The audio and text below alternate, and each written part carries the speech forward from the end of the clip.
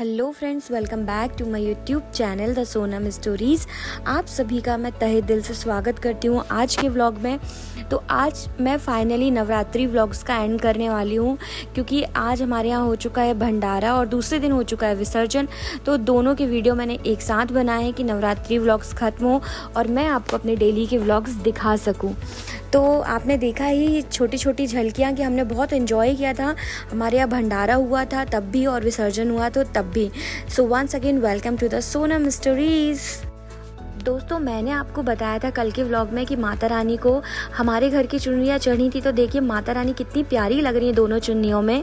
और यहाँ पर मैंने बिट्टू से क्लिप शॉट करवा लिए थे कि छोटी छोटी क्लिप्स बना ले, याद रहेगी हमको माता रानी की कि इस साल की मूर्ति माता रानी की कैसी आई थी। और यहीं पर चल रही थी भंडारे की सारी व्यवस्था और गांव मोहल्ले की ही लेडीज़ लगी हुई थी बनाने के लिए पुड़ी और बाकी चीज़ों में भी हेल्प करवा रही थी। तो मैंने सोचा कि क्यों ना मैं भी हाथ बटा लूँ साथ में।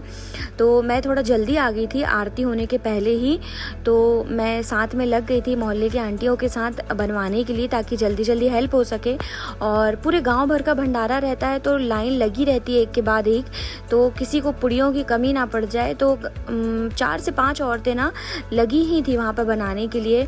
और जो ठेका जो लेते हैं ना खाना बनाने के लिए, उनके यहाँ से 1 या 2 लेडीज़ थी, तो वो कितनी भी जल्दी करती बट पुड़ियाँ कम पड़ जाती। तो हम सभी मिलके हेल्प करा रहे थे। और मुझे लगता है कि माता रानी के काम में आप किसी को पानी भी पिला दो ना तो उसमें भी आपको पुण्य ही मिलेगा। अच्छा काम है भंडारे में हाथ बटाना।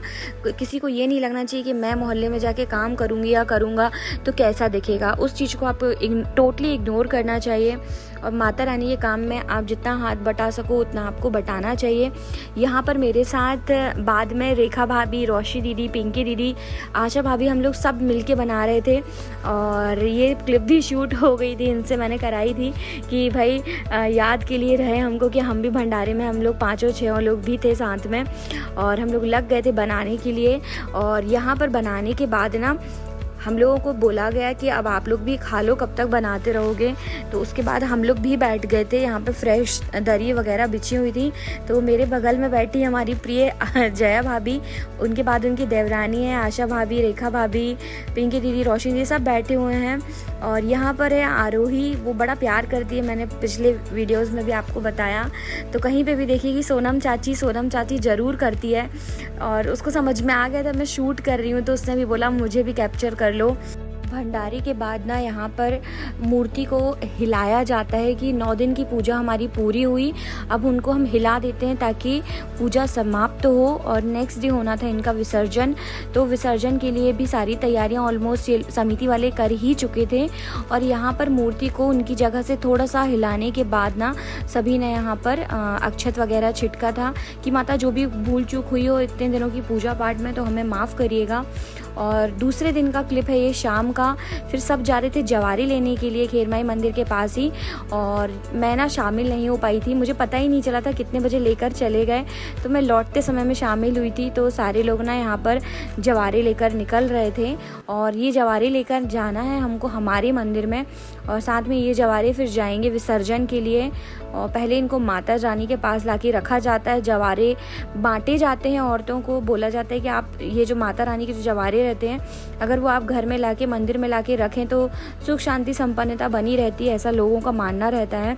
तो सारी लेडीज़ को यहाँ पर ना चूड़ी, बिंदी, जवारी ये सब दिए गए थे। सभी ने अपने अपने घरों में 1 साल के लिए इनको रख लिए। यहाँ पर भी जवारे ऑलरेडी बोए हुए थे, तो वो सारे जवारे ना विसर्जन के लिए माता रानी के साथ रखे जाते हैं गाड़ी में। और यहाँ पर समिति के जो कार्यकर्ता थे जिसमें मेरे हस्बैंड भी हैं, वो सभी ना एक एक करके जवारे वाले मटके को साथ में लेकर जा रहे थे माता रानी के वहाँ पर रखने के लिए स्थान में। और इसके बाद ना जवारों को रखने के बाद यहाँ पर आप देख सकते हो चूड़ियाँ बट रही हैं, जैसा कि मैंने पहले भी बताया था।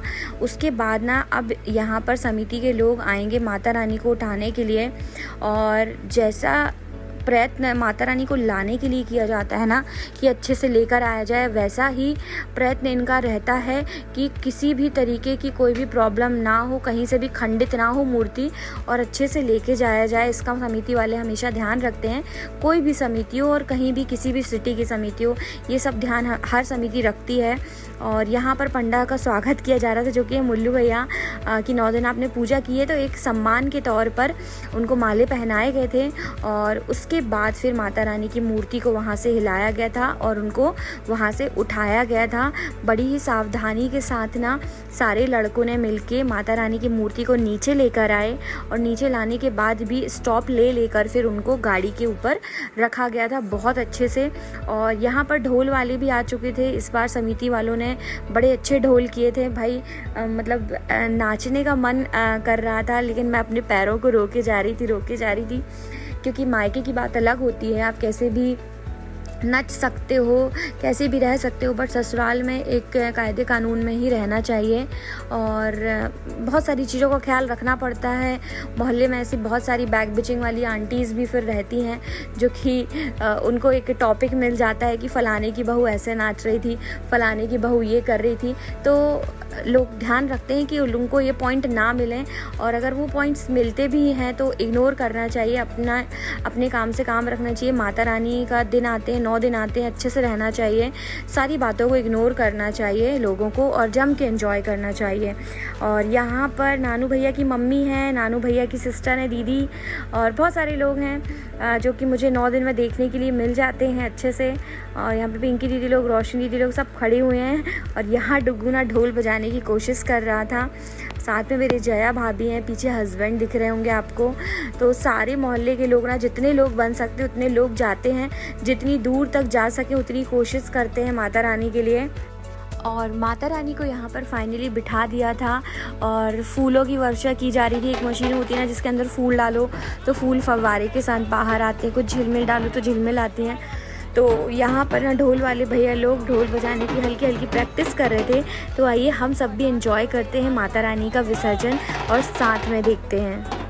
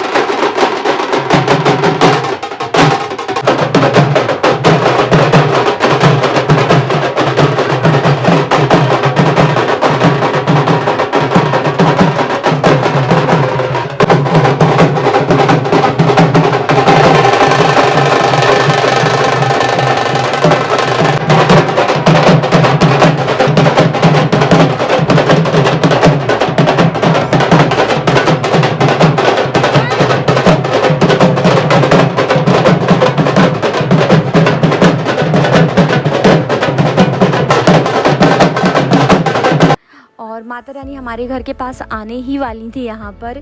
और बड़ी मम्मी ने यहाँ पर थाली लगा रही थी आरती करने के लिए और हम 3 बहुएं भी आके खड़े हो गए थे साथ में आरती करने के लिए कि माता रानी को जाते समय, विदाई के समय आरती की जाती है। और ये हर जगह का प्रचलन है, जब भी माता रानी आपके घर के सामने से विसर्जन के लिए जाती है ना, तो बहुत सारे लोग फूल, माला, अगरबत्ती, आरती, इन सभी से उनका स्वागत करते हैं और अच्छे से उनकी विदाई करते हैं कि मैया अच्छे से जाना और अच्छे से अगले साल लौट कर आना और हमारे गांव में सुख समृद्धि शांति बनाए रखना। जैसे ही ना माता रानी बिल्कुल पास में आ गई थी तो हम सभी बड़ी मम्मी के साथ ही उस तरफ चले गए थे और बड़ी मम्मी ने पूजा की थी तो हम सभी ने हाथ लगा लिए थे साथ में, क्योंकि एक एक करके पूजा करने का टाइम नहीं मिलता है इस समय। क्योंकि माता रानी को आगे भी लेके जाना होता है और ऑलरेडी यहाँ पे 7-8 बज गए थे। और विसर्जन में जब हम गौरी घाट के लिए लेके जाते हैं ना, तो वहाँ पर फिर 12-1-2 ऐसे बजते हैं और रात में लौट के आना पड़ता है। तो उस चीज़ का भी ध्यान रखते हुए ना जल्दी जल्दी सभी ने पूजा की थी। 1-2 घरों में, 1-2 घर तो नहीं बोलूँगी, ज़्यादा 5 से 7 घरों के सामने माता रानी रुकते रुकते जाती हैं, सभी स्वागत करते हैं। उसके बाद फिर माता रानी को आगे बढ़ाया जाता है। और क्या हुआ था पता, मैं ना 5 बजे से तैयार होकर बैठ गई थी और 5 बजे से तैयार होने के बाद मुझे लग रहा था अब होगा विसर्जन, अब होगा विसर्जन। अब मैं साड़ी पहन के बैठ गई तो मेरा खाना बनाने का मन नहीं कर रहा था। तो जब यहाँ पर विसर्जन के लिए इतना लेट हो रहे थे ना, तो मुझे लग रहा था कि मैं खाना कब बनाऊँगी, ज़्यादा दूर तक नहीं जा पाऊँगी। क्योंकि बाकी दिन तो मैं आरती के समय ना बहुत जल्दी जल्दी खाना बना लिया करती थी और खाना बनाने के बाद फिर मैं आराम से वहाँ पर जाती थी। तो दोनों आरती मैं होकर आती थी, माता रानी की और काली माता में भी। बट आज मेरे को चिंता यही लग रही थी कि मैं कितने जल्दी मुझे आना पड़ेगा लौट के और लास्ट तक मैं नहीं जा पाऊँगी। और यहाँ पर आप लोग देख रहे हो कि पीले कलर की चुन्नी माता रानी को बड़ी मम्मी ने चढ़ाई थी विसर्जन के लिए जाते समय, जो कि बहुत प्यारी लग रही थी उनके ऊपर। 9 दिन निकल जाने के बाद भी ऐसा लगता है ना कि दिमाग में ये लगता है कि कहीं आरती हो रही है, कहीं बैंड बाजे बज रहे हैं, तो कहीं भंडारे जैसी सब्जियों का स्वाद आता रहता है, खुशबू आती रहती है। तो ये सब वाइब्स ना बहुत दिनों तक रहती हैं दिमाग में और ये वाइब्स आपको जबलपुर सिटी में रह के ही आ सकती हैं।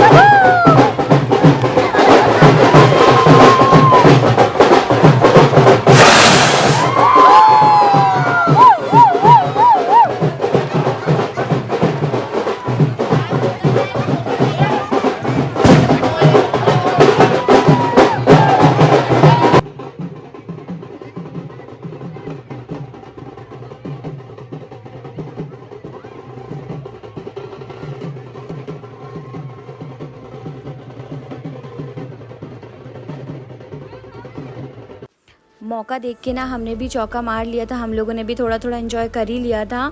और यहाँ पर ना ढोल वाले भैया के ढोल के ऊपर डुग्गू को बिठा दिया था यहाँ पर कुछ भैया लोगों ने और एंजॉय कर रहे थे। डुग्गू को भी बड़ा मज़ा आया, डुग्गू ने भी पहली बार यहाँ की नवरात्रि को एंजॉय किया। और फाइनली फिर मैं लौट कर आ गई थी और पंडाल देखो कितना सूना लगने लगा। यहाँ पर रौनक रहा करती थी, माता रानी को निकले 1 घंटे नहीं हुए हैं और पंडाल एकदम सूना हो गया है। और घर आकर मुझे कुछ समझ में नहीं आया तो मैंने जल्दी जल्दी ना टमाटर की चटनी बनाई और चीले बनाए, पापा जी को खिलाए। फिर भी 9:30-10 बज ही गए थे और फिर बाद में मैंने खाए थे। बड़े ही फ्लफ़ी बने हुए थे।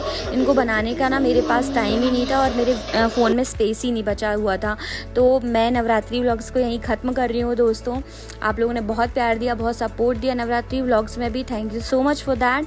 और अपना प्यार यूँ ही बनाए रखिएगा। मेरे वीडियोज़ को लाइक, कमेंट एंड शेयर ज़रूर करिएगा, चैनल को सब्सक्राइब करिएगा और मिलते हैं हम आपसे एक नए व्लॉग में। तब तक के लिए tata bye bye, take care guys.